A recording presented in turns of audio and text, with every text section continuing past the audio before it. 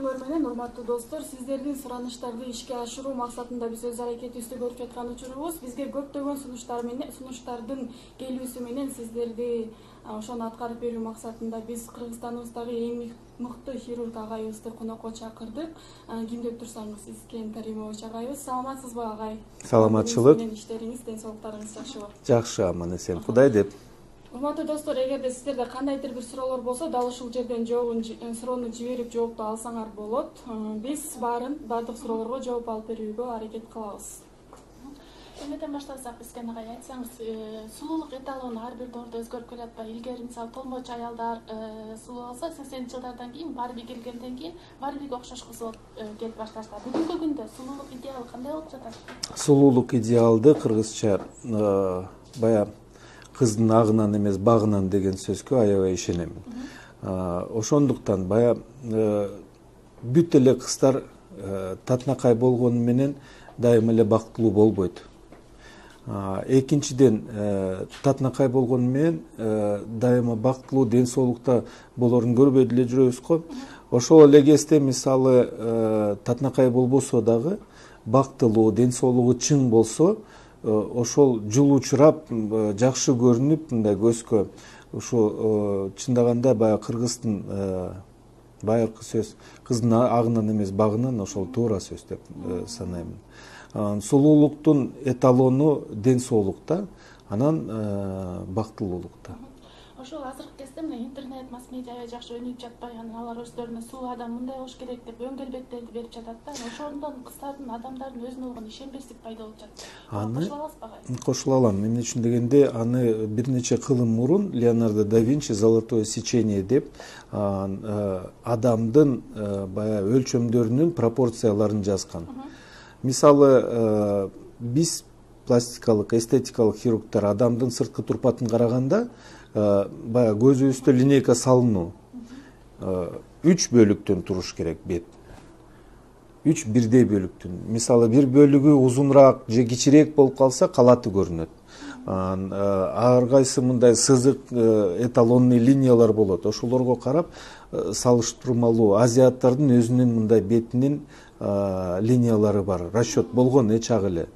Африканецтердин башкача, мисалы, мурду аябай кеңкейип, ошолорду татынакай деп санашат, туурабы? Бизде ошол гармония деген сөз бар.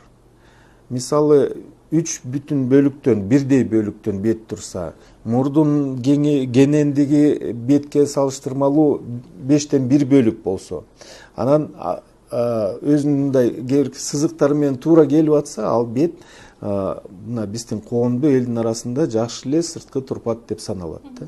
Кээ бир кездерде бая туубаса төрөлүп, мурду кичинекей бучук болсо, ал деген жалаң өзүнө гана эмес, айлана чөйрөдө элге деле байкалып калат.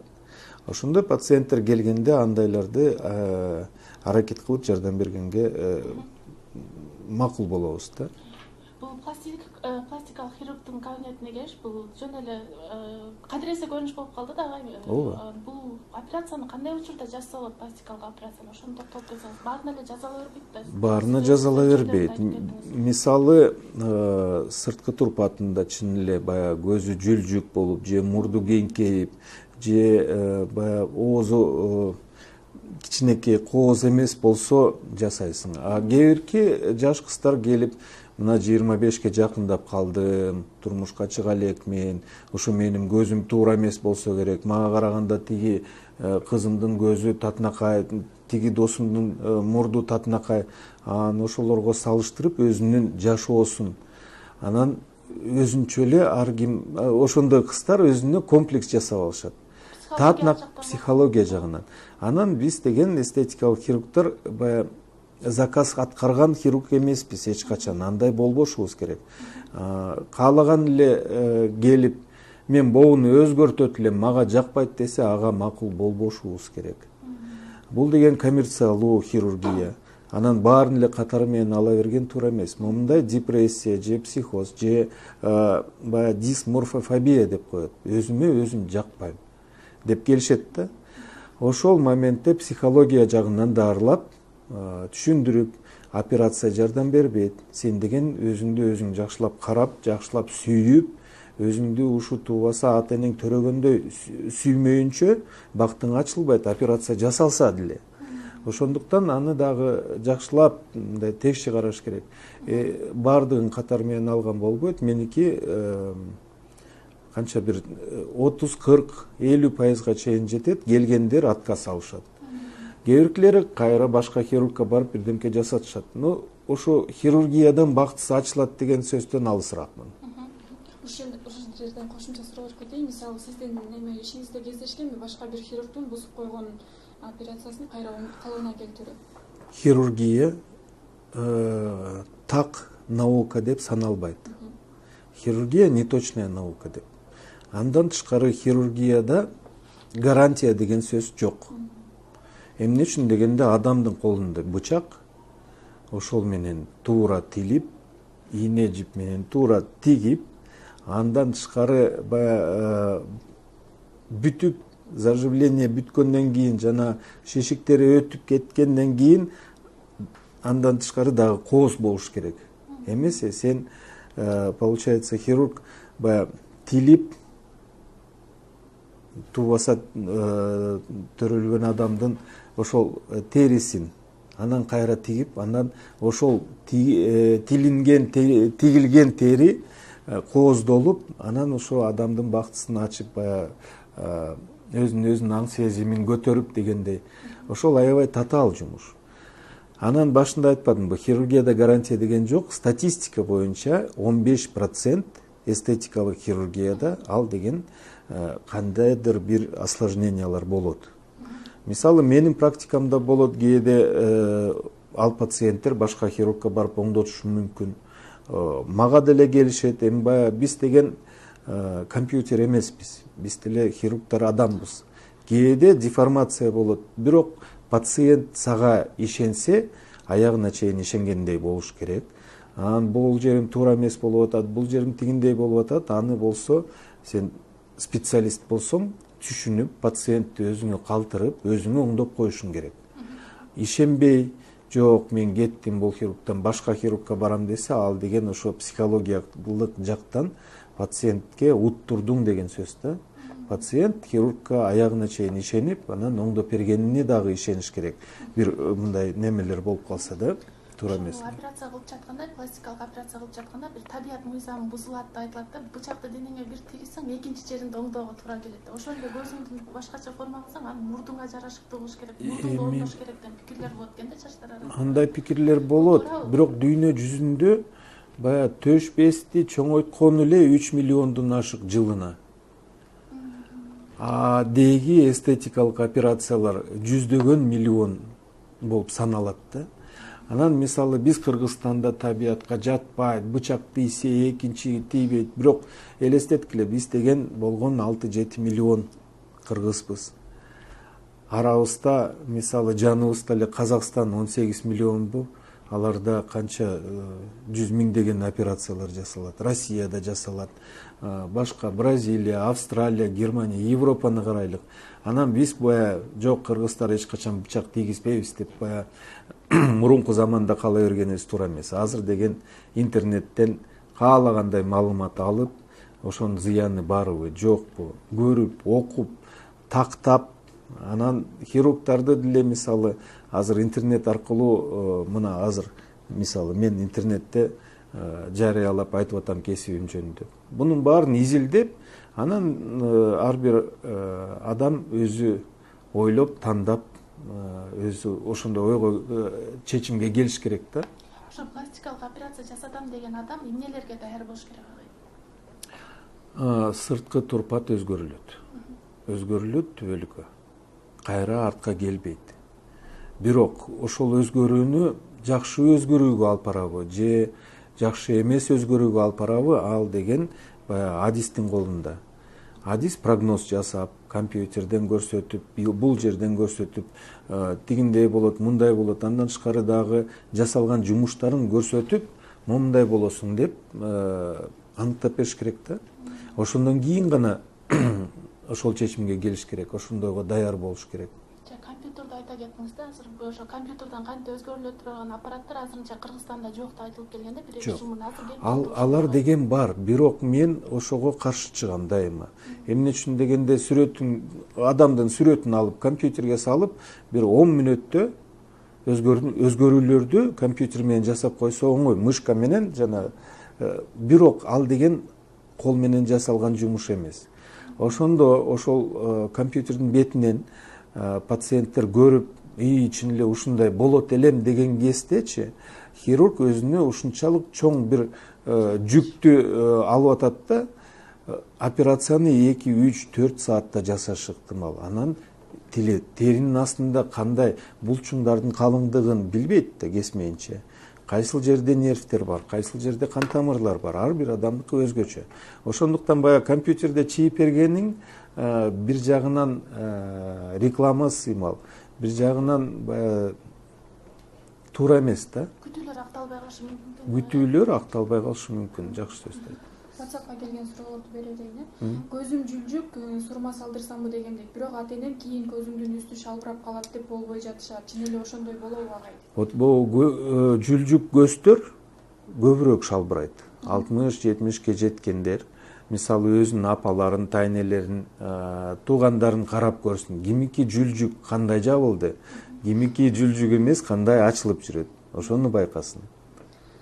Турмушка чыга электер имплант салдырганга болбойт дейт. Бул чынбы дейт? Жок, ал чын эмес. Ал чын эмес.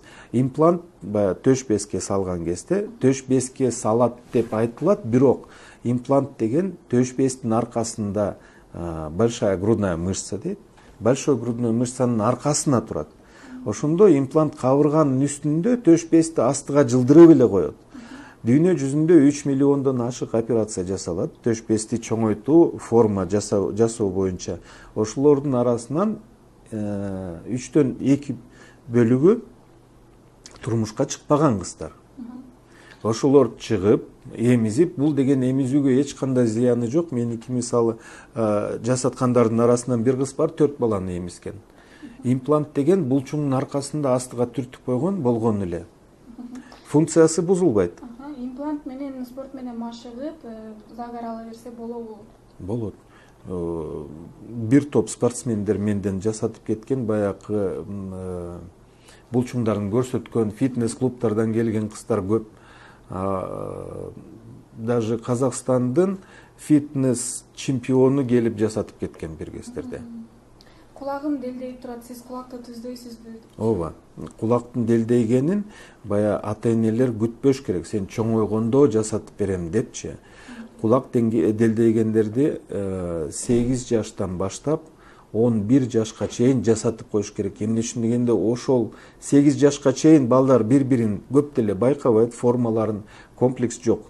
А 11ге чейин кадимки комплекс неполноценности болуп калса баланыкы, мен делден кулакмын деп ал деген сабакты да начар окуп калат, арасында балдардын арасында да өзүн мындай начар сезет да. Гинекомастия операциясы жөнүндө билгим келет, канча сом турат? Гинекомастияны аны бая даражаларын көрүш керек, канчалык чоңойгонун, аны бияка келип консультация алып, мен көрүп, андан тышкары УЗИ жасатыш керек. Бул деген гинекомастия бая эркектердин төшпеси чоңоюп калганы.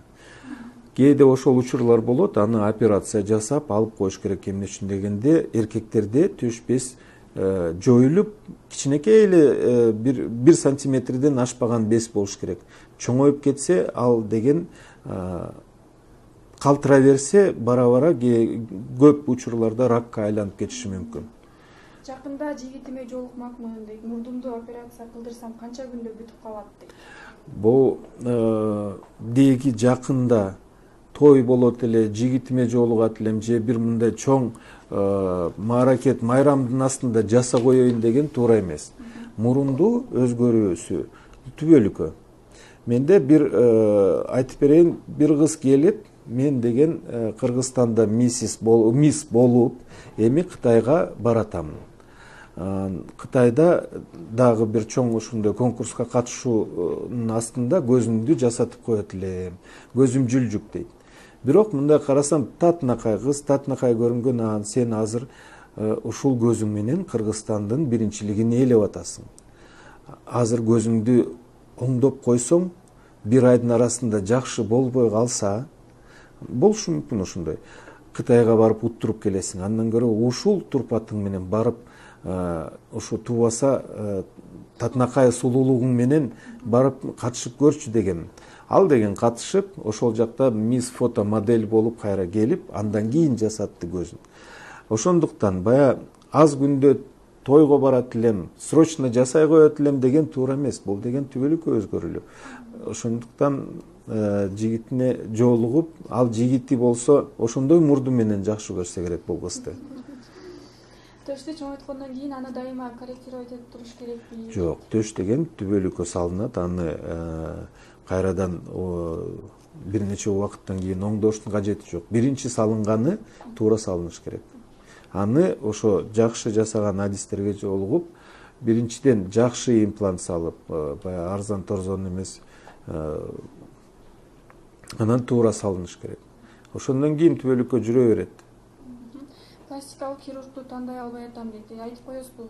Пластикалык хирургдун консультациясында эмнелерге көңүл буруу керек жабыр тартып калбаш үчүн? Биринчиден, баягы хирург алдабаш керек. Анан мисалы сиз канча ушундай сыяктуу операцияларды жасадыңыз эле дегендечи, ал хирург ошо далилдеп бериш керек. Компьютерди ачып, база пациент, мисалы быйыл мен 80 төш бести салдым, мына боолар бар деп. Андан тышкары хирургду тандардын алдында ошол хирургдун пациенттери менен таанышканга аракет кылыш керек. Сен ушунда болдуң белең, жасаттың белең. Менде мисалы практика бар.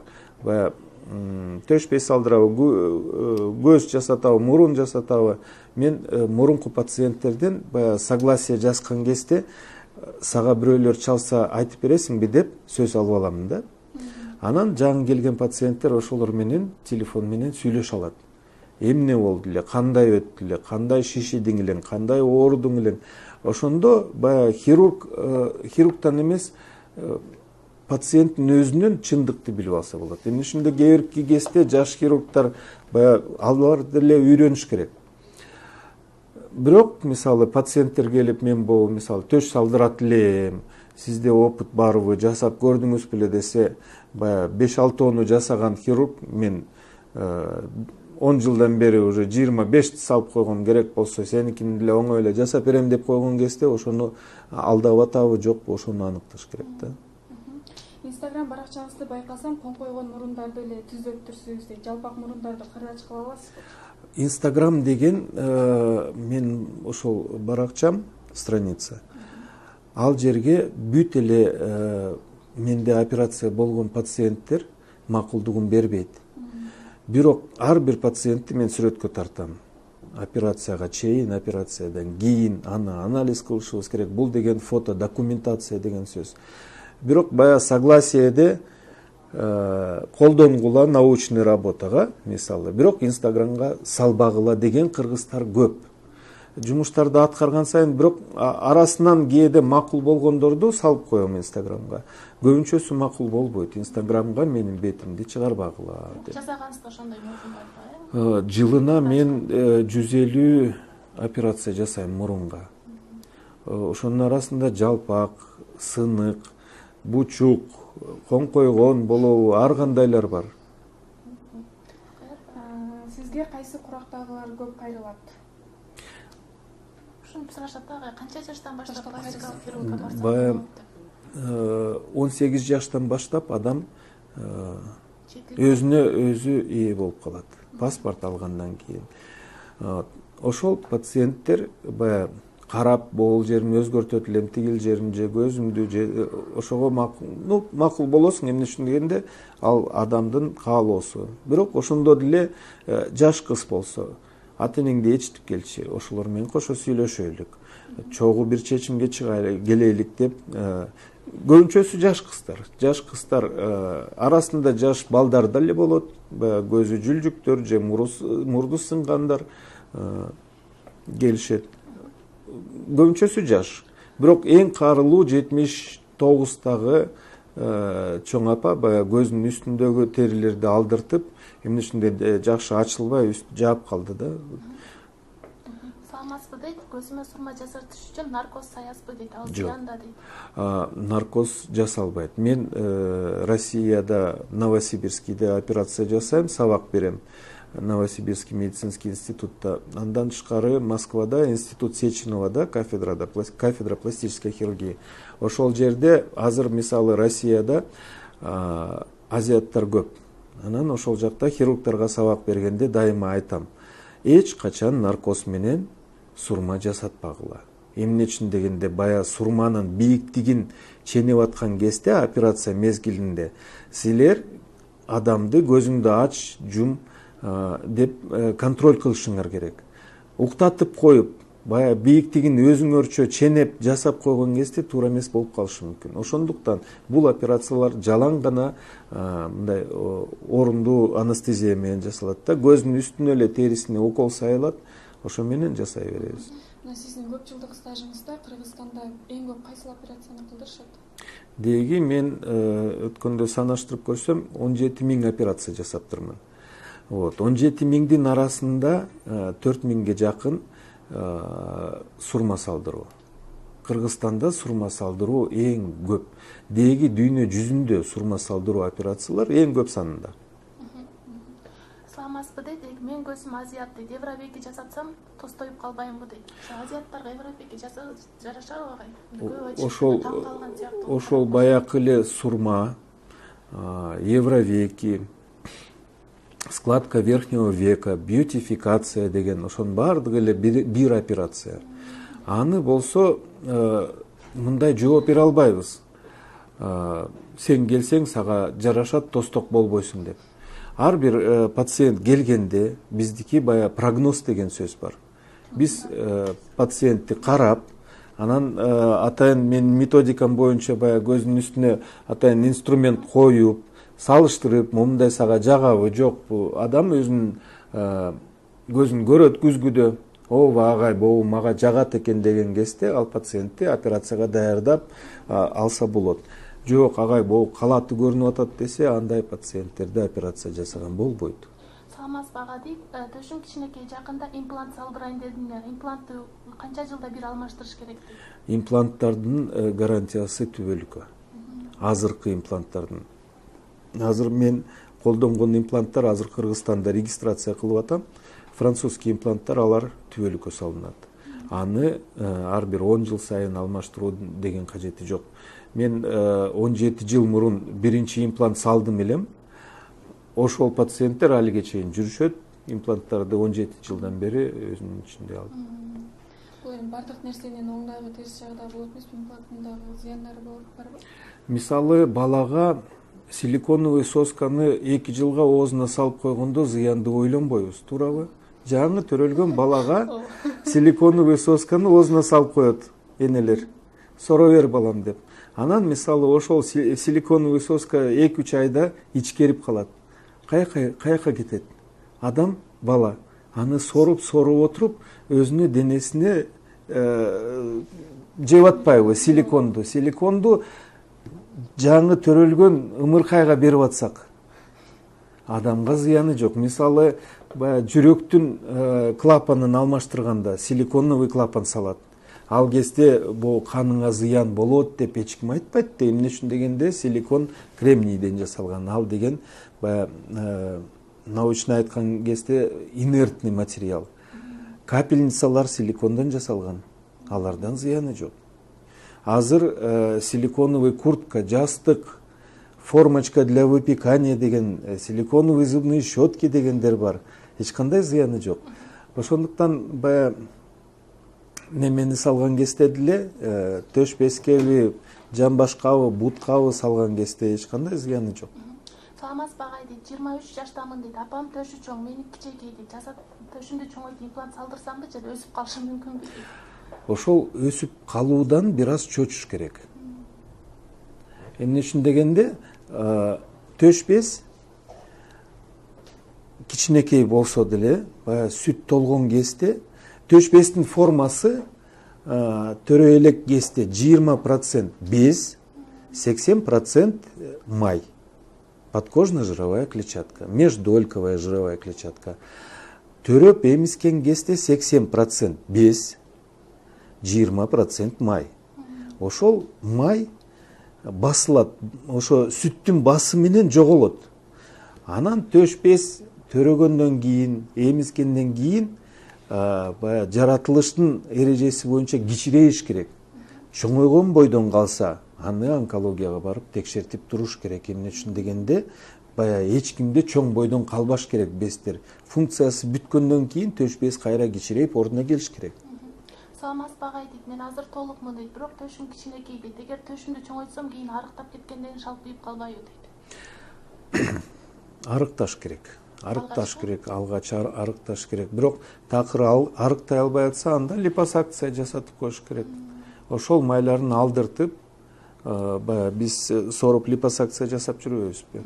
Ошентип арыктатса болот. Саламатсыз багай дейт, липосакция жасаткандан кийин диетага отуруш керек дейт. Кайра семирип Диетаны кармаш керек. Липосакция деген ашыкча майларды алып коет, бирок адамды баягы арыктоого багыттабайт. Адам ошо липосакция жасаткандан кийин мындай бир топ диетага отуруш керек да. Саламатсыз багай дейт, Евровекилерди 10 миңден 12 миң сомдон жасаган пластикалык хирургтар бар экен дейт. Баасы сапатынан кабар береби дейт. Жок, ар бир хирургдун өзүнүн колу бар. Ар бир хирургдун өзүнүн баягы окуган школасы бар дейлик. Анан мисалы жаш врачтар азыр көбөйүп атат. Ар бир эле поликлиникада, клиникада жаш пластический хирургтар. Ошолор мисалы жаңы баштап атып, анан бийик баа коюп алса, баягы опыт деген жок болот да. Келбейт, сен жаш экенсиң, анан момундай бааң бийик экен деп. Бирок ошол баа, ошол хирург өзүнүн колун менин колум азырынча ушундай арзан деп ойлогон хирург болсо керек. Саламатсыз багай дейт, сиздин кызмат акыңызды билсек болобу дейт. Сизде белгилүү хирургдун баасы биртип эле болсо керек дейт. Баалар ар кандай. Ал деген жалаң гана хирургдун колунан эмес. Бая кандай инструменттер менен иштеп атасың, кандай шовный материал, кандай ассистенттер, кандай одноразовый материалдарбы, одноразовый эмеспи, кандай клиникада иштеп атасың. Мисалы, парикмахерскийден деле жасаса болот. Кытайдын көп жерлеринде баягы сулуулук салондордо парикмахерскийлерде көзгө сурма жасап коет экен. Мисалы, ал жерде стерилизация кереги жок. Ал жерде баягы специализация, ал жерде ассистенттер, инструменттер.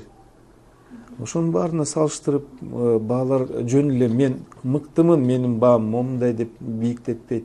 Ал деген баягы колдонгон аспаптардан. Саламатсыз багай дейт, төшкө имплант салбай эле денеде бир майды алып туруп ошол жерге куюп койгон врачтар бар экен дейт. Бул ыкма жөнүндө айтып бере аласызбы? Биз көп учурда мындайлар жасайбыз. Баягы мурунку жомок боо ичимен алып бул жака куюп койсо сон болот эле деген азыр жомок эмес болуп калды. Адамдын денесинде ашыкча май бар жерлер бар да, баягы курсак, буттун сыртында, ичинде ошол майларды алып ыргытпастан азыр хирургтар ошол майды такыр эле ыргытпай калды. Баягы таштабай калды. Сордуруп липосакция кылгандан кийин пациенттин же жан башына укол сайып ошол жака көчүрүп коесуң. Же төш бездин тушуна, төш бездин өзүнө эмес, тушуна, аркасына, астына баягы май деген май бар жерде конуп жашап калат. Так что төш безге майды сайбайт. А төш бездин сыртына, теринин астына майды саят. Ошентип чоңойтсо деле болот. Саламатсыз багай дейт, сизде ийгиликсиз операциялар болду эле дейт. Так, ийгиликсиз жок. Жок, Кудай сактасын. Ийгилик деген Кыргыздын негизги закондордун бири.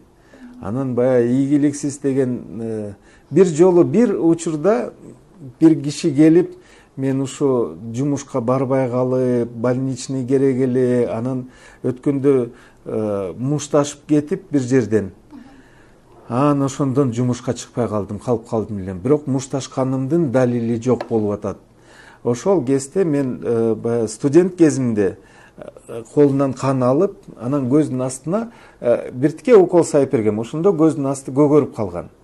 Бирок ошо ал адам эч кимди алдаган жок болчу. Чын эле мушташып кетип, жумушка бара албай калып, үйдө жатып калып, бирок баягы сырткы турпатынан далили жок болгонунан мен ошентип укол сайып бергем. Ошону ийгиликсиз операция деп санап койсом болот го дейм. Саламатсызбы агай дейт. Жыныс мүчөлөрдү узартуу, өзгөртүү, өлчөмүн кеңейтүү боюнча операция жасайсызбы дейт. Аны урологдор жасайт. Бизде урология центр бар. Андан тышкары аялдардын жыныс органдарын гинекологдор жасаш керек. Биз эстетикалык хирургдар колубуз жетет, мээбиз деле жетет. Бирок ал деген баягы закондо туура эмес, колдонуп биз деген ал жака кирбешибиз керек. Мен өзүм арыкмында дейт, төшүмө май куйдуруш үчүн башка бирөөнүн майын куйса болобу? Жок, ар бир адамдыкы өзүнө. Кээде ушундай арык пациенттер жарым жыл, бир жыл пирожный жешет. Анан кадимкидей семирип келишет. Ошондо ошол майларын алып көчүргөндөн кийин кайрадан арыктап алышат. Саламатсызбы агай дейт. Сизге алдын ала жазылыш керекпи дейт. Кантип сизге кайрылсак болот? Ооба, алдын ала жазылыш керек. Аны болсо бияка консультацияга келип биринчиден көрүнүп, консультациялар акысыз меники, көрүнүп, анан мен обследование берем. Тигил доктурдан, бул доктурдан, тигиндей, мындай анализдерди өтүп кел деп. Анан ошолордун баарын аткарып өтүп келгенден кийин анализдерин көрүп, текшерип, баары жайында болсо, мен алдын ала жазам журналга. Ошол күнү келишет, операция жасап кете беришет. Алдын ала бир 2 жума астыга жазылыш керек.